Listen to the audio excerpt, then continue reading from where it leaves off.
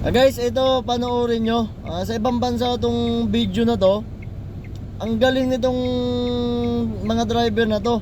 Lalong lalo na guys yung sa dulo, yung papasok yung trailer dun sa tunnel.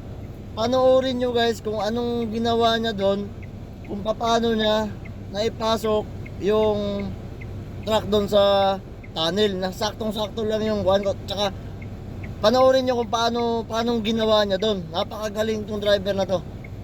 Ayan guys, yan truck na yan. Yan yung one. Panoorin nyo guys kung anong gagawin ng driver.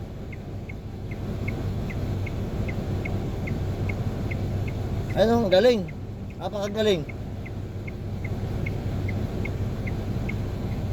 Ano? Saktong-sakto lang. Ang galing nung ano na. Magaling siya tumantya. Nakuha niya kaagad.